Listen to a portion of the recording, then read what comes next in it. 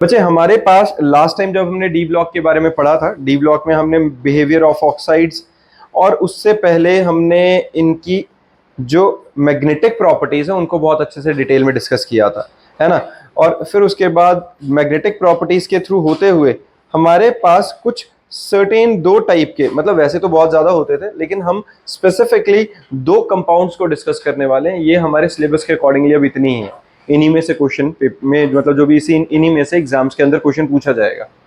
हमारे पास जो दो कंपाउंड्स हैं, that is potassium dichromate and potassium permanganate.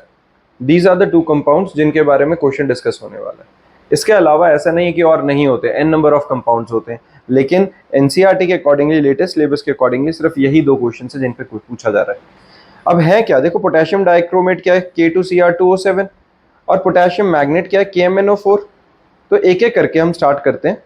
Potassium dichromate that is K2Cr2O7, it is used in leather industry and act as an oxidant for the preparation of many azo compounds।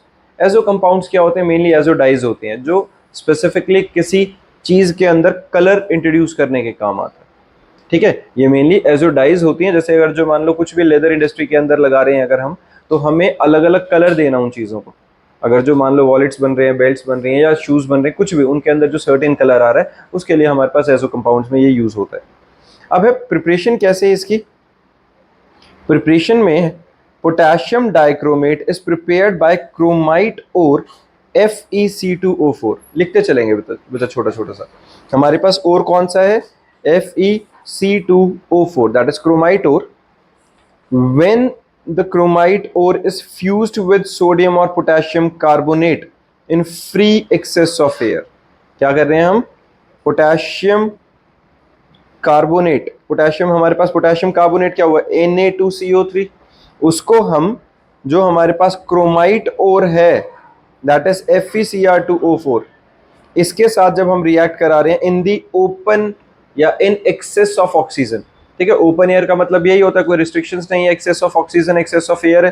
तो उसके साथ iron oxide plus Na2CrO4 plus carbon dioxide that is sodium chromate की हमारे पास formation हो जाती है। Yellow solution of sodium chromate is filtered and acidified with sulfuric acid to give orange sodium dichromate solution। Sodium chromate को हमने acidic medium के साथ react कराया तो एसिडिक मीडियम में आके सोडियम डाइक्रोमेट ऑरेंज कलर का हमें मिल जाता है सीधा सा। ठीक है, इसके साथ में as a by product 2Na positive plus water liberate हो गया। डन है बच्चा, सीधी सी प्रिपरेशन है, कोई अंडरस्टैंडिंग नहीं, सीधा याद रखो इसे, बिल्कुल स्टेप्स की तरह याद रखेंगे। तरीका क्या है, बहुत सीधा सा ही है भाई। हमारे पास क्या था, क्रोमाइट ओर। क्रोमाइट ओर को हमने सोडियम कार्बोनेट के साथ रिएक्ट कराया इन ओपन ऑक्सीजन, वहां से जो हमारे पास मिलेगा क्या मिलेगा, सोडियम क्रोमेट। अब ये जो सोडियम क्रोमेट मिला है, इस सोडियम क्रोमेट को हमने क्या किया, फिल्टर किया, और फिल्टर करके हमने एसिड के साथ रिएक्ट करा। ये येलो कलर का था, उसको हमने एसिडिक मीडियम में इंट्रोड्यूस करा H पॉजिटिव के साथ, तो जो हमें सोडियम डाइक्रोमेट मिला वो ऑरेंज कलर का मिल गया। डन है, ये हमारे पास प्रिपरेशन हो गई है। अब है K2Cr2O7। It is prepared by treating solution of sodium chromate with KCl। क्या किया, अब Na2Cr2O7 को मैंने KCl के साथ रिएक्ट किया। अब हमें पता है पोटेशियम कंपैरेटिवली सोडियम से ज्यादा रिएक्टिव है, डिस्प्लेस कर देगा, तो पोटेशियम डाइक्रोमेट की फॉर्मेशन हो गई प्लस NaCl सेपरेट आउट हो गया। सिंपल है ये। डन है बच्चा।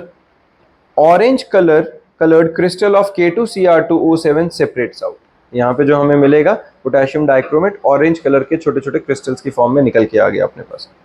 इन the solution chromate ion exist in equilibrium with dichromate ions. The oxidation state of chromium in chromate and dichromate ion is same. In alkaline medium Cr2O7 2 negative, वो क्या हुआ, K2Cr2O7 था, वो K पॉजिटिव सेपरेट हो गया, Cr2O7 2 negative alkaline medium में निकल गया, और वहां पे एल्कलाइन मीडियम में क्या होगा, साथ में OH नेगेटिव। जब उससे रिएक्ट करेगा तो CrO4 2 नेगेटिव प्लस वाटर की फॉर्मेशन करा लेगा। एसिडिक मीडियम में क्या होगा, H पॉजिटिव के साथ रिएक्ट करेगा तो Cr2O7 2 नेगेटिव प्लस वाटर की फॉर्मेशन होगी। डन है इस, ठीक है बच्चा। अब है स्ट्रक्चर कैसा रहेगा, chromate ion that is Cr2O4 2 negative, it is tetrahedral structure. और dichromate ion Cr2O7 2 negative, it consists of tetrahedral sharing one corner with CrO-Cr bond. ये रहा देखो, डाइक्रोमेट आयन में क्या है, Cr2O7 2 नेगेटिव, CrO में ये जो ऑक्सीजन है ये दोनों क्रोमियम के साथ शेयर हो रहा है जो अदरवाइज टेट्राहेड्रल स्ट्रक्चर था। तो दोनों को कंबाइन करके ये हमारे पास क्या बन गया है, डाइक्रोमेट का। और सिंपल क्रोमेट का कैसा बन रहा है हमारा, सिंपल टेट्राहेड्रल स्ट्रक्चर। डन है, ये पता चला है बच्चे, ये कर लो एक बार, नोट डाउन कर लो, स्ट्रक्चर्स बना लो, ठीक है ना। अब इसके बाद आते हैं हमारे पास बच्चा uses. Sodium dichromate and potassium dichromate are used as an oxidising agent, disinfectant in volumetric analysis for tanning of leather. ये सारे काम है। टैनिंग ऑफ लेदर हमने पहले ही डिस्कस कर लिया, ऑक्सीडाइजिंग एजेंट की तरह, स्ट्रॉन्ग ऑक्सीडाइजिंग एजेंट होते हैं बल्कि ये, डिसइंफेक्टेंट है और वॉल्यूमेट्रिक एनालिसिस में यूज होता है अपने पास। Potassium dichromate is used in chromyl chloride test. ये क्रोमाइल क्लोराइड टेस्ट हम ऑर्गेनिक केमिस्ट्री जब स्टार्ट करेंगे उसके अंदर पढ़ेंगे भी, ये पोटेशियम डाइक्रोमेट यूज होगा उसके अंदर। हाँ जी, हाँ, वॉल्यूम उसमें वॉल्यूम एनालिसिस, उसमें वॉल्यूमेट्रिक एनालिसिस में भी यूज किया होगा, करा दिया होगा, मतलब जब प्रैक्टिकल करोगे तो उसके अंदर दिख जाएगा तुम्हें। अब है chromyl chloride test. Potassium chromyl chloride test में देखो क्या करें, पोटेशियम डाइक्रोमेट को सोडियम क्लोराइड के साथ in the presence of sulphuric acid, that is acidic medium में जब हमने रिएक्ट कराया, KHSO4 NaHSO4 प्लस Cr2OCl2, that is chromyl chloride की फॉर्मेशन हो गई है। ये जो हमारे पास है CrO2Cl2, ये क्या है हमारे पास, क्रोमाइल क्लोराइड। तो when potassium dichromate is heated with concentrated sulfuric acid and metal chloride, orange red vapors of chromyl chloride is evolved। ठीक है, ये हमारे पास क्रोमाइल क्लोराइड टेस्ट होता है। डन है। अब पोटेशियम पर मैग्नेट, भाई पोटेशियम पर मैग्नेट में हमारे पास क्या होता है, KMnO4।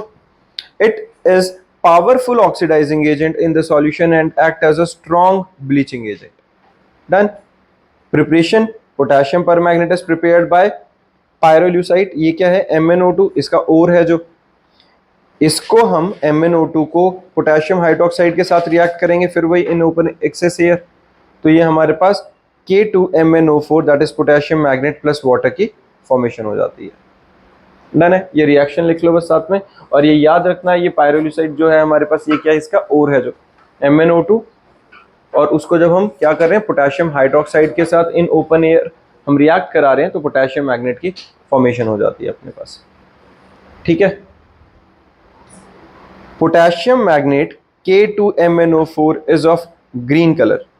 Commercially, it is prepared by alkaline oxidation fusion of MnO2 followed by electrolytic oxidation of magnet. MnO2 को हमने क्या किया, it is fused with potassium hydroxide, oxidise किया एयर के साथ या KNO3 के साथ, तो मैग्नेट आयन MnO4 2 नेगेटिव की फॉर्मेशन हो गई।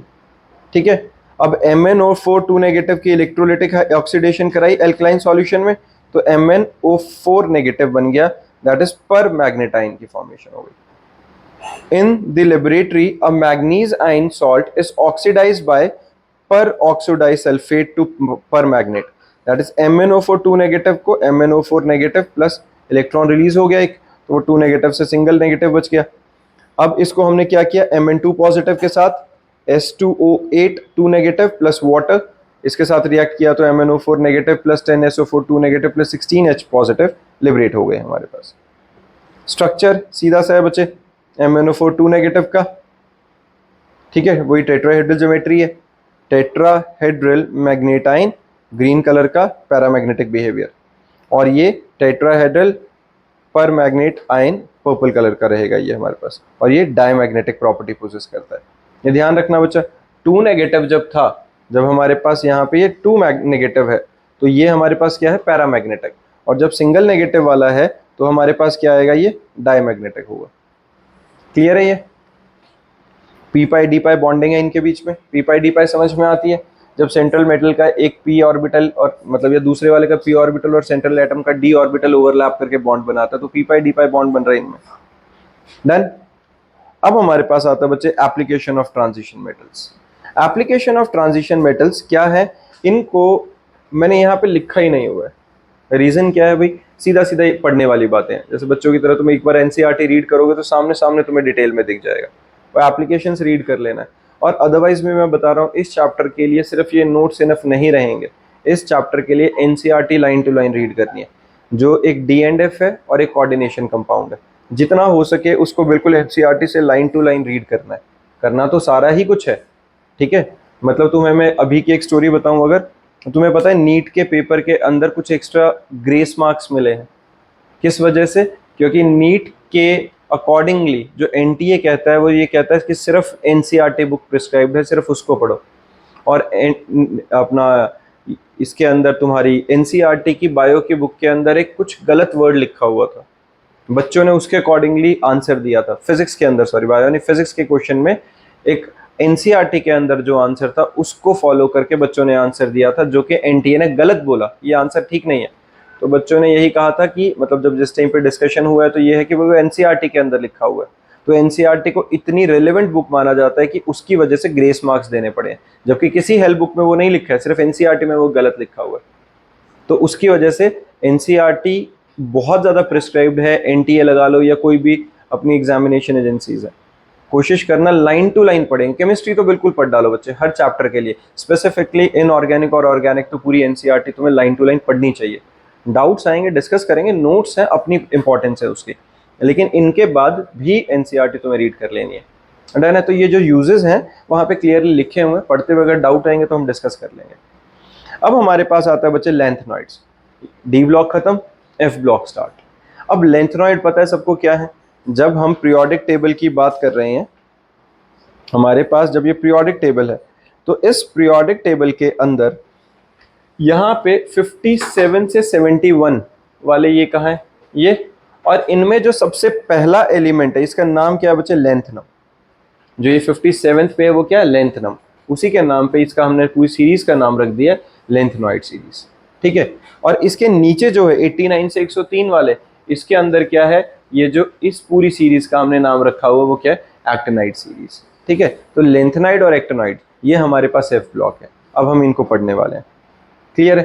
तो हमने इनका एक प्रॉपर्टी तो बहुत पहले डिस्कस कर ली है जो बहुत इंपॉर्टेंट थी, दैट इज लेंथनॉइड कॉन्ट्रैक्शन, है ना।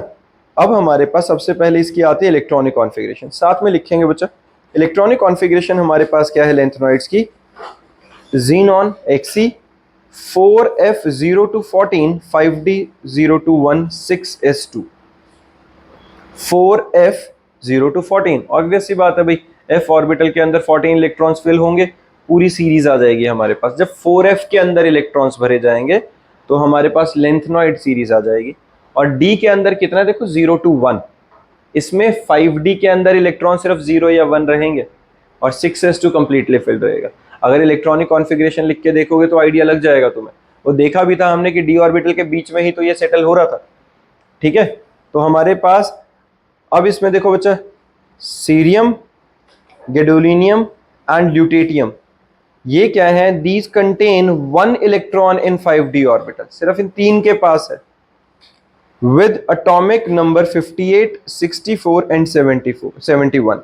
These have configuration of outside the general formula because electrons of similar spin develop an exchange interaction between which leads to stabilizing the system.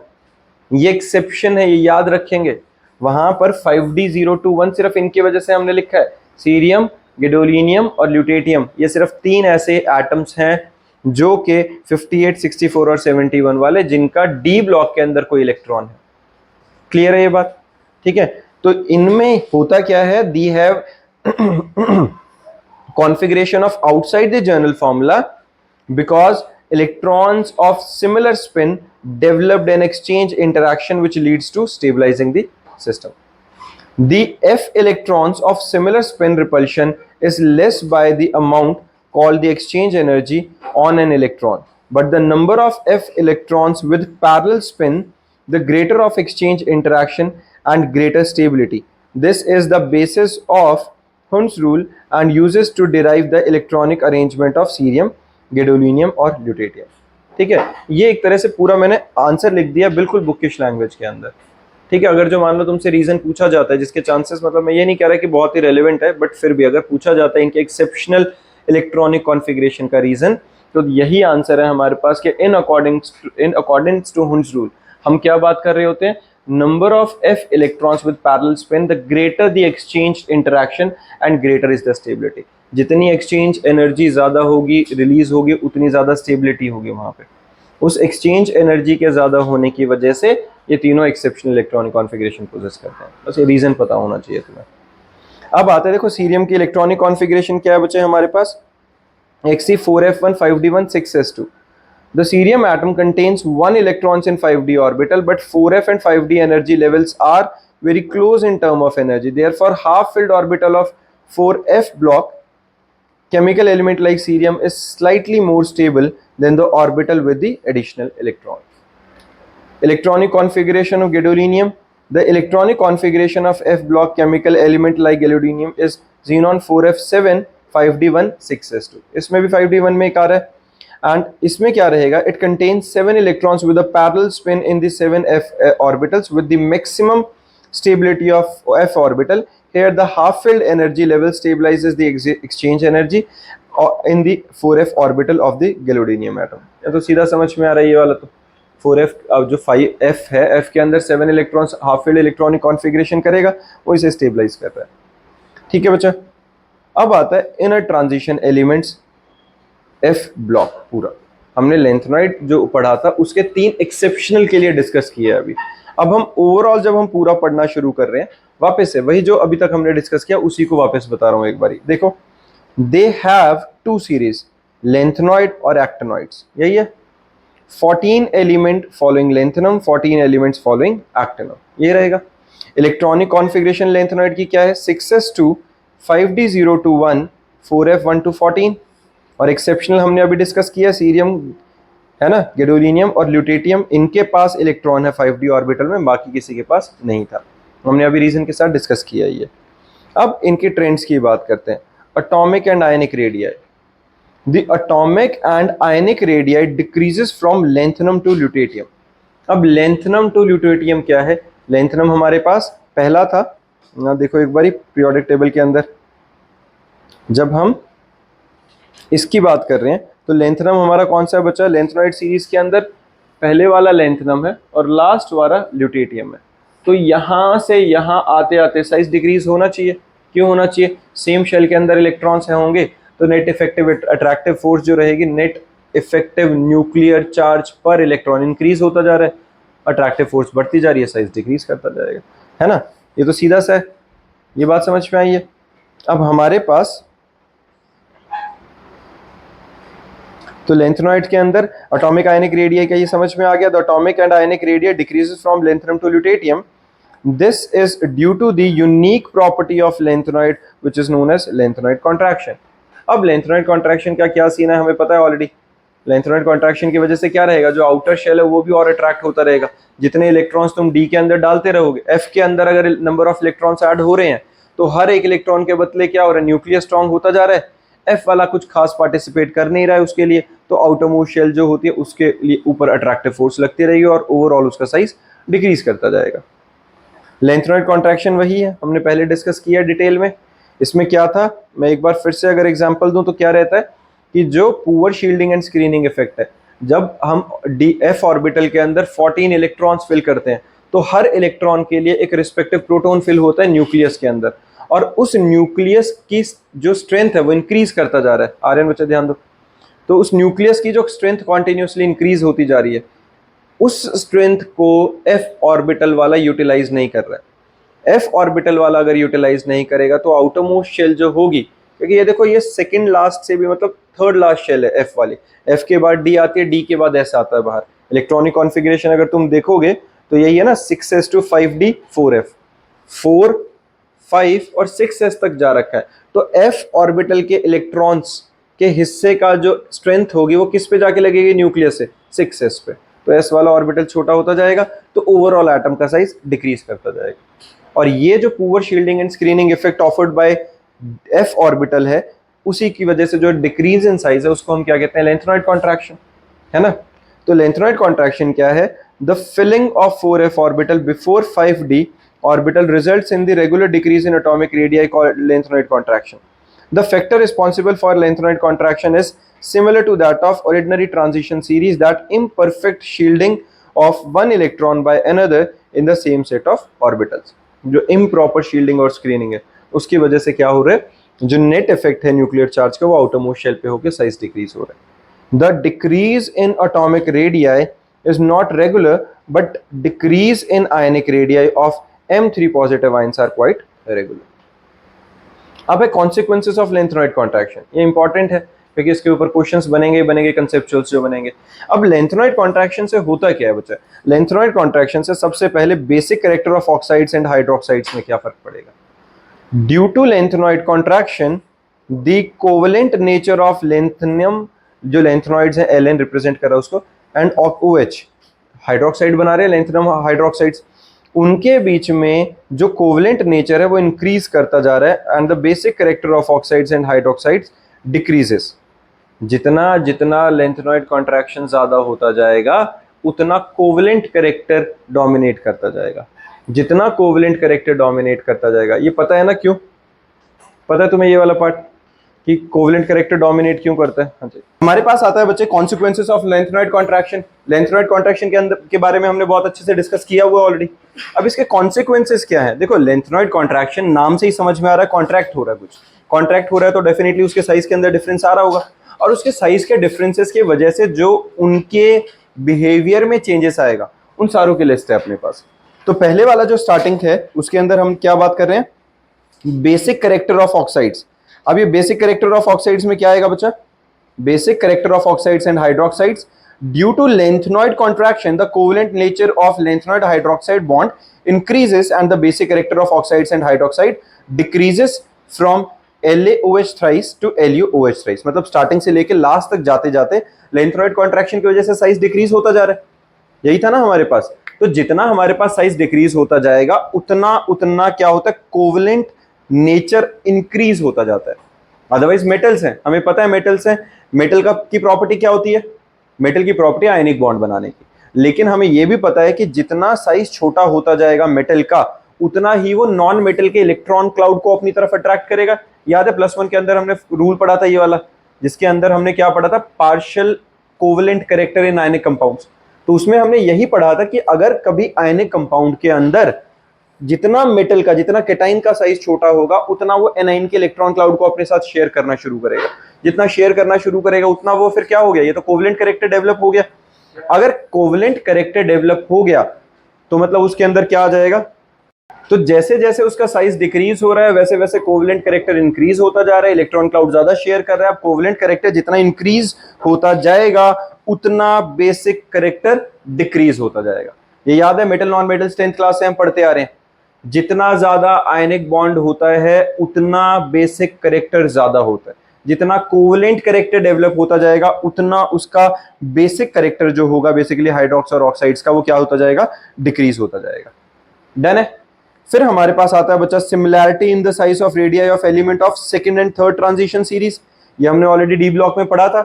D block के अंदर हमने क्या discuss किया था कि second और थर्ड ट्रांजिशन सीरीज का जो साइज है वो ऑलमोस्ट सिमिलर था। क्यों, सेकंड के बाद जो थर्ड का साइज इंक्रीज होना चाहिए था उसके बीच में लेंथेनॉइड्स आ गए थे। लेंथेनॉइड्स मतलब poor shielding and screening effect to nuclear charge, जिसकी वजह से जो डी ऑर्बिटल है वो थोड़ा क्लोज आ जाता है, क्योंकि लेंथेनॉइड के हिस्से का जो न्यूक्लियर चार्ज, जो न्यूक्लियर अट्रैक्टिव फोर्स लगनी चाहिए थी वो डी ब्लॉक वाले इलेक्ट्रॉन्स पे लग के उसका साइज छोटा कर देती है। तो जितना साइज में इंक्रीज आना चाहिए था सेकंड के बाद थर्ड ट्रांजिशन सीरीज में उतना नहीं आ पाता। ठीक है, and that is due to lanthanoid contraction. Because of lanthanoid contraction element which follow the third transition series are considerably small than that would otherwise be expected. Done है। फिर है separation of lanthanoid. भाई अब इनका similar size है, almost मिलता जुलता size है सबका लेंथेनॉइड कॉन्ट्रैक्शन की वजह से जिस तरीके का जो चेंज आना चाहिए वो उतना नहीं है, तो इनको सेपरेट करना बहुत मुश्किल हो गया। तो due to lanthanoid contraction there is small difference in the size of lanthanoids, जिसकी वजह से इनके एक्सट्रैक्शन में भी प्रॉब्लम आती है। There is a difference in some properties of lanthanoid like solubility, degree of hydration and complex formation. These differences enable separation of lanthanoid ions, lanthanoids by ion exchange method. Otherwise normal particle size के हिसाब से तो हम इन्हें कभी separate ही नहीं कर पाते। डन, ये बात समझ में आई। अब हमारे पास है बच्चा general characteristics of lanthanoid. General characteristics में सबसे पहला अपीयरेंस। अपीयरेंस में क्या है, lanthanoids are silvery white soft metal and tarnish rapidly in air. The hardness increases with increase in atomic number. Simple सी बात है ये तो. Density and melting point. Lanthanoids are highly dense metal and have high melting points. ये भी clear है. Same metals वाली property चल रही है बच्चा. Metallic property, they have typically metallic structure and are good conductor of heat and electricity. इसमें किसी में क्यों दिक्कत? देखो मैं सिर्फ रीड कर रहा हूं यहाँ पे क्योंकि ये बहुत बेसिक कैरेक्टर्स है जो हम 8th क्लास से बल्कि मेटल नॉन मेटल्स के अंदर मेटल्स की प्रॉपर्टीज में पढ़ते आ रहे हैं. And lanthanoids are typical metals, तो वही प्रॉपर्टीज पोजेस कर रहे हैं. अलॉय फॉर्मेशन, सबको पता है अलॉय क्या होता है. With other metals, especially iron, they easily form alloy. Mesh metal alloy of lanthanoid is used in magnesium-based alloy to produce bullet shell and leather flint. ये क्यों लिखा है स्पेशली मैंने यहाँ पे ये वाला एग्जाम्पल? ये बोर्ड्स के अंदर क्वेश्चन आता है कि मिश मेटल अलॉय, पहली बात तो किस किस का है? लैंथेनॉइड में मैग्नीशियम बेस्ड अलॉय. जो मिश मेटल अलॉय किसके साथ है बच्चे? आयरन के साथ एक तो बना रहा है, और मिश मेटल के अंदर मैग्नीशियम के साथ मिलके जो बुलेट शेल्स बनती है हमारी, उसमें काम आता है ये अलॉय. डन है. फिर है magnetic properties. Magnetic properties generally paramagnetism is shown by lanthanoid ions. Paramagnetism सबको पता है. पैरामैग्नेटिज्म कब आता है? जब अनपेयर्ड इलेक्ट्रॉन्स मिलते हैं. अब अनपेयर्ड इलेक्ट्रॉन्स इनके अंदर ज्यादातर की इलेक्ट्रॉनिक कॉन्फ़िगरेशन में है ही, तो ये ज्यादातर क्या करेंगे? पैरामैग्नेटिज्म शो करेंगे. The paramagnetism arises due to the presence of unpaired electrons in f orbital. Colour, most of the trivalent ions are coloured. वो आयंस कलर्ड कब होते हैं? जिस टाइम पे, फिर वही कहानी भाई, ट्रांजिशन के लिए ऑर्बिटल और खाली इलेक्ट्रॉन्स अवेलेबल हो. एफ ऑर्बिटल में तो भरे पड़ी हैं, खाली जगह बहुत सारी है, इलेक्ट्रॉन्स के लिए स्पेस बहुत है ट्रांजिशन करने का, जिसकी वजह से वहां पे हमेशा कोई ना कोई कलर मिल जाता है हमें. Complex formation, lanthanoid have low density due to large size and high charge. As a result, they have poor tendency to form complex. Complex compound सबसे ज्यादा किस में बन रहे थे? डी ब्लॉक के अंदर. देखो कॉम्प्लेक्स कंपाउंड्स अगला हमारा चैप्टर है, जैसे मैं बार बार बता रहा हूँ कि उस चैप्टर का इंट्रोडक्शन कोऑर्डिनेशन कंपाउंड का डी ब्लॉक से होते हुए आया था. तो कॉम्प्लेक्स फॉर्मेशन के लिए जो सेंट्रल मेटल है उसके पास टेंडेंसी होनी चाहिए बाहर के इलेक्ट्रॉन्स को भी एक्सेप्ट करने की. एफ ब्लॉक तो सबसे खराब है उस चीज में, ये तो अपने इलेक्ट्रॉन्स को अट्रैक्ट करने में इंटरेस्टेड नहीं है, दूसरे वाले को क्या करेगा, है ना. तो इनके लिए लैंथेनॉइड की लो डेंसिटी है क्योंकि लार्ज साइज है, कंपैरेटिवली हाई चार्ज है, लेकिन उसके बाद भी ये क्या करते हैं? पुअर लैंथेनॉइड मतलब बेसिकली पुअर स्क्रीनिंग और शील्डिंग की वजह से ये बाहर के इलेक्ट्रॉन्स को बहुत इजीली एक्सेप्ट नहीं करते हैं, तो कॉम्प्लेक्स फॉर्मेशन नहीं करते, बीच का इंटरमीडिएट नहीं बनाते, है ना. ये बात समझ में आई. तो जो डी ब्लॉक वाली प्रॉपर्टी थी ये एफ ब्लॉक वालों में नहीं होते कॉम्प्लेक्स फॉर्मेशन की. केमिकल बिहेवियर बचा. First few members are quite reactive which increases in atomic number, reactivity decreases. With increase in atomic number reactivity इसकी डिक्रीज करिए. सिर्फ शुरू वाले रिएक्टिव हैं. क्या बना रहे हैं? जब ऑक्सीजन के साथ रिएक्ट करा रहे हैं तो Ln2O3, Ln बेसिकली लैंथेनॉइड्स को रिप्रेजेंट कर रहा है. जब एसिड के साथ रिएक्ट करेंगे तो हाइड्रोजन को लिबरेट कर देंगे, हेलोजन्स के साथ करेंगे तो हेलोजन ट्राइहेलाइड्स बना रहे हैं बेसिकली. वाटर के साथ रिएक्ट करेंगे तो हाइड्रोक्साइड और हाइड्रोजन लिबरेट करा दिया. अगर कार्बन के साथ रिएक्ट करेंगे तो कार्बाइड्स बना रहा है LnCa2, और नाइट्रोजन के साथ हीट करेंगे तो सीधा Ln और नाइट्रोजन, है ना, सीधा सीधा नाइट्राइल्स बना रहे हैं. और अगर सल्फर्स के साथ रिएक्ट करेंगे तो ट्राइसल्फाइड्स बना रहे हैं. डन है ये सीधा सही है. अब इसके बाद आता है बच्चे एक्टिनॉइड्स. लैंथेनॉइड्स और एक्टिनॉइड्स 4F के बाद 5F. एक्टिनॉइड्स क्या हुए? 5F. इनके अंदर मेनली ये जो रहेंगे ये क्या रहते हैं बेटा? Radio active elements. इतना बड़ा साइज है, न्यूक्लियस को इन सब को होल्ड करना और इतने बड़े न्यूक्लियस को टिक के रहना बहुत मुश्किल है, वो डिसइंटीग्रेट होता रहेगा. And that disintegration is basically radio activity.